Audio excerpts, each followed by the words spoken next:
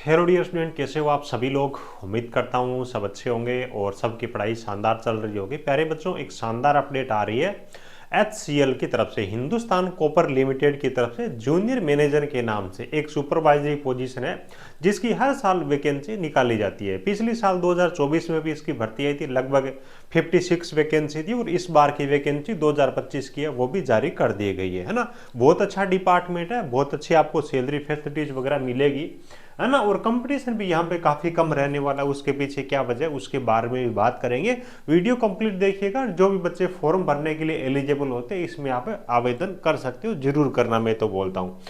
और यहाँ पे 17 दिसंबर है वो फॉर्म भरने की लास्ट डेट रखी गई है। लगभग इस महीने के लास्ट में आपके फॉर्म स्टार्ट होने वाले 27 के आसपास में, उसके बारे में आगे बात कर लेंगे, ठीक है। बाकी जो भी बच्चे चैनल पे पहली बार विजिट कर रहे हैं सब्सक्राइब जरूर कर लीजिएगा। यहाँ पे आपको सभी प्रकार की सरकारी तकनीकी भर्ती के बारे में बिल्कुल सटीक और सही जानकारी मिलेगी। और नोटिफिकेशन वगैरह प्राप्त करने के लिए आप हमारा टेलीग्राम भी ज्वाइन कर सकते हो, नीचे आपको उसकी लिंक मिल जाएगी। ऑलरेडी काफ़ी सारे बच्चे जुड़े हुए हैं। ये नोटिफिकेशन मैं आपको टेलीग्राम में प्रोवाइड करवा दूंगा। और ये कोई अप्रेंटिसशिप के लिए वैकेंसी नहीं है, परमानेंट आपकी वैकेंसी रहने वाली है। और इसकी अगर आप तैयारी करते हो तो फायदा ये मिलता है कि हर साल यहाँ पे वैकेंसी आती है। इस साल के बच्चों को ज्वाइनिंग मिलेगी, लगभग 1 साल का टाइम लग जाएगा, उसके तुरंत बाद में अगले साल की वैकेंसी है वो भी आ जाएगा ना।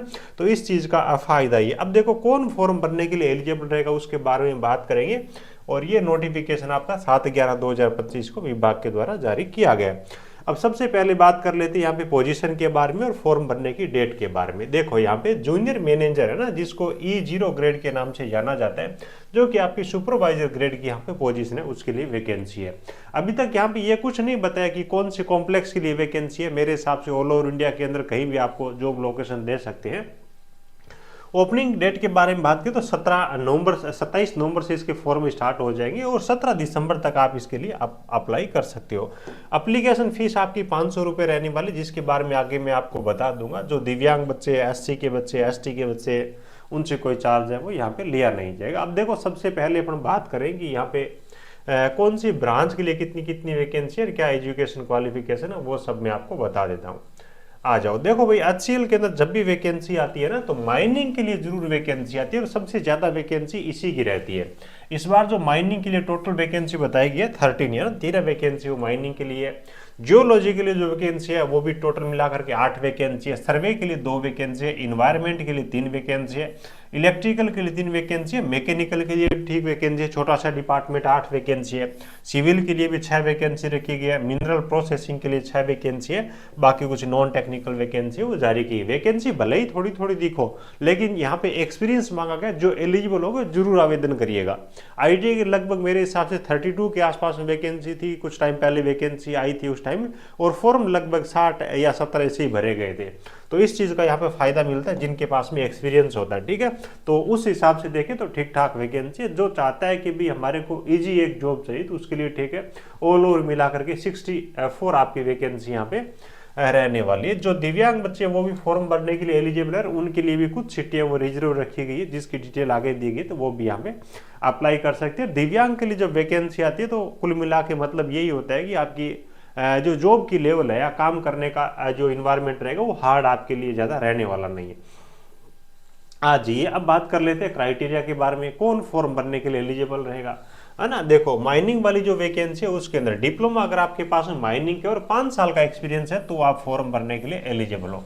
माइनिंग वाले बच्चों से फोरमैन का एक सर्टिफिकेट है ना, कॉम्पिटेंसी सर्टिफिकेट जिसको बोलते हैं, वो आपके पास में होना चाहिए। अगर आपके पास में डिग्री है माइनिंग की तो 2 साल के एक्सपीरियंस के साथ में भी आप यहाँ पे अप्लाई कर सकते हो।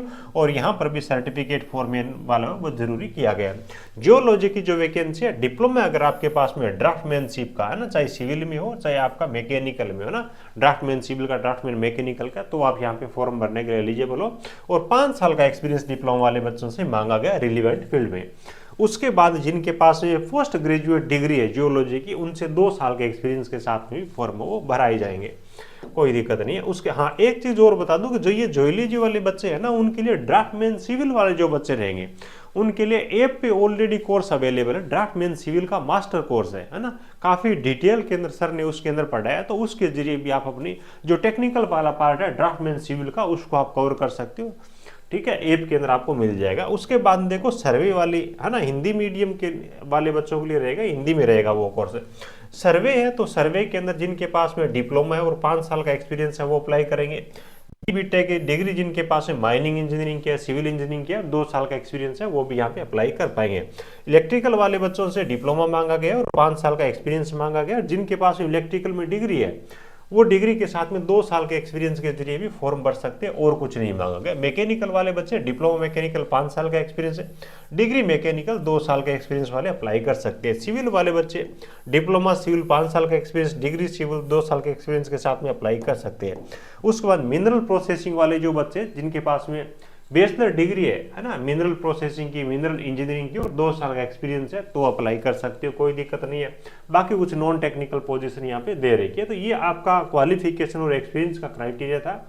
अगर आपके पास में इस प्रकार की क्वालिफिकेशन एक्सपीरियंस है और आप बेरोजगार हो तो आपके लिए ये बड़ी खुशखबरी है, सिलेक्शन आपका बहुत इजीली यहाँ पे हो जाएगा। एज लिमिट भी काफ़ी अच्छी रखी गई है, अधिकतम आयु यहाँ पे 40 वर्ष रखी गई है, 40 वर्ष तक के बच्चे अप्लाई करेंगे। बाकी यहाँ पे SC है, ST है, OBC है, दिव्यांग बच्चे, एक्स सर्विसमैन है, उनके लिए एज के अंदर वो सेंट्रल गवर्नमेंट के अकॉर्डिंग छूट भी दी गई। तो एज के हिसाब से मेरे हिसाब से एज को लेकर के कोई दिक्कत नहीं होनी चाहिए।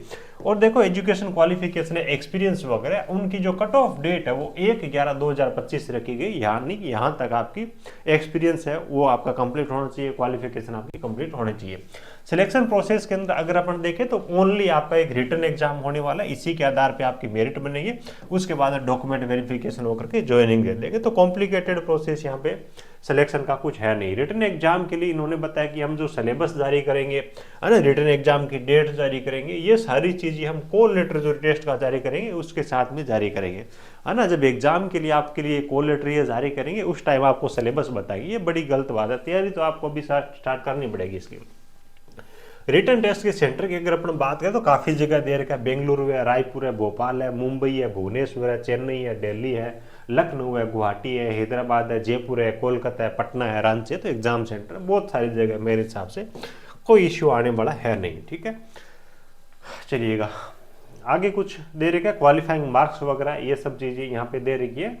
और पे स्केल के बारे में बात करें तो आपकी जो बेसिक सैलरी है वो 30,000 रुपये आपकी बेसिक सैलरी यहाँ पे रहने वाली है। अगर आपको जॉब ज्वाइन करते हो तो 3 साल कम से कम आपको है ना 3 साल के टाइम पीरियड के लिए नौकरी आपको करनी पड़ेगी। अगर 3 साल से पहले छोड़ते हो तो 3 लाख रुपये का आपका जो बॉन्ड है वो आपको जमा करवाना पड़ेगा।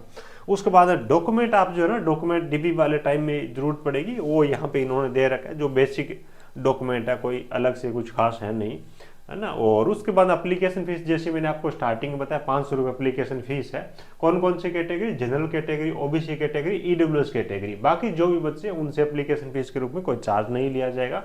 तो वो ठीक बात है, वो बच्चे बिना फीस के अप्लाई कर सकते हैं। कहाँ पे जा करके आपको अप्लाई करना होगा तो इनकी ऑफिशियल वेबसाइट है hindustancopper.com, ठीक है। इस वेबसाइट पर जाकर के आपको वहाँ पे अप्लाई करना होगा। फॉर्म भरने की डेट अपन ने ऑलरेडी देख चुके हैं, 27 दिसंबर आपको लास्ट डेट रखेगी, उससे पहले आपको अप्लाई करना होगा। अब देखो इसके अंदर जो बच्चे फॉर्म भरने के लिए एलिजिबल है ना, इन चीज़ों का आप वेट मत करना कभी सिलेबस आएगा, टॉपिक वाइज सिलेबस में क्या देंगे क्या नहीं देंगे। आपके ब्रांच से संबंधित जो चीज़ें हैं टेक्निकल है उस पर काम करना अभी से आप स्टार्ट कर दीजिएगा, क्योंकि गोल्डन अपॉर्चुनिटी है ना। एक्सपीरियंस भी मांगा गया और क्वालिफिकेशन भी मांगी गई, तो फॉर्म आपके कम ही भरे जाएंगे, ठीक है। तो आप अपनी तैयारी है वो भी से स्टार्ट कर सकते हो। इलेक्ट्रिकल वाले बच्चे मास्टर कोर्स इलेक्ट्रिकल का JEE का हमने दे रखा है हिंदी मीडियम का, उसके जरिए तैयारी कर सकते हो। ड्राफ्टमैन सिविल वाले बच्चे हैं उनके लिए अलग से डेडिकेटेड कोर्स है, उसके जरिए आप अपनी तैयारी कर सकते हो। या किसी अपने लेवल पे तैयारी स्टार्ट करना चाहो तो भी आप अभी से तैयारी टेक्निकल वाला पार्ट है उसके जरूर करें। फॉर्म काफ़ी कम भरे जाने वाले, सिलेक्शन आपका काफ़ी ईजिली यहाँ पे हो जाएगा, है ना। वीडियो को आपके जो भी एलिजिबल दोस्त है आपको लगता है कि वो फॉर्म भर सकते हैं उनके साथ में भी शेयर जरूर करिएगा। चलिए, thank you, best of luck.